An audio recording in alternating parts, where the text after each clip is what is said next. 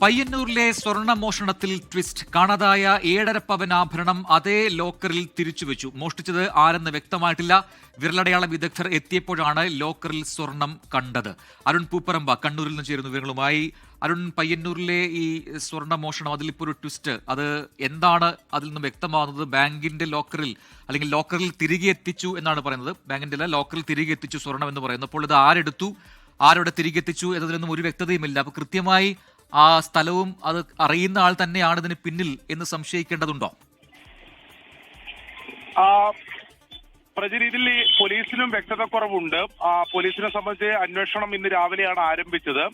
അതിനൊടുവിൽ ഇപ്പോൾ വൈകിട്ടോടെ ഈ മോഷണം നടന്ന അതേ ലോക്കറിൽ തന്നെ ഈ 7.5 പവൻ സ്വർണം തിരികെ അവിടെ തന്നെ വെച്ചു എന്ന തരത്തിലാണ് പോലീസ് അവിടെ വീട്ടുകാർ നൽകിയിട്ടുള്ള വിവരം. അങ്ങനെയാണ്.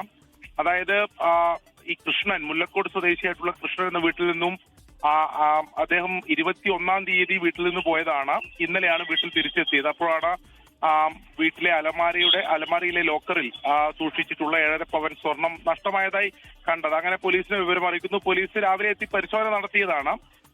അതോടൊപ്പം തന്നെ വിരലടയാള വിദഗ്ധർ ഉൾപ്പെടെ പരിശോധന നടത്തിയ ഘട്ടത്തിലാണ് ഇത് വീണ്ടും ഈ സ്വർണം ഈ ലോക്കറിൽ തന്നെ ഉണ്ട് എന്ന് കണ്ടെത്തിയത്. അപ്പോൾ അതാരെങ്കിലും ഈ പോലീസ് അവിടെ നിന്ന് മാറിയ ഘട്ടത്തിൽ തിരിച്ചു കൊണ്ടുവച്ചതാകാം എന്ന സംശയത്തിലാണ്. പക്ഷെ അതിലൊരു സ്ഥിരീകരണം ഉണ്ടായിട്ടില്ല. അതെങ്ങനെ സംഭവിച്ചു എന്ന കാര്യത്തിൽ ഇത് ആരാണ് ഇതൊക്കെ ചെയ്തത് എന്നെ സംബന്ധിച്ചൊക്കെയുള്ള അന്വേഷണം നടന്നുകൊണ്ടിരിക്കുകയാണ്. എന്തായാലും മണിക്കൂറുകൾക്കകം ഒരു ട്വിസ്റ്റ് ഈ മോഷണ കേസിൽ സംഭവിച്ചു എന്നതാണ് വളരെ പ്രധാനപ്പെട്ട കാര്യം. രാവിലെ പരാതി ലഭിക്കുന്നു, പോലീസ് പരിശോധന നടത്തുന്നു.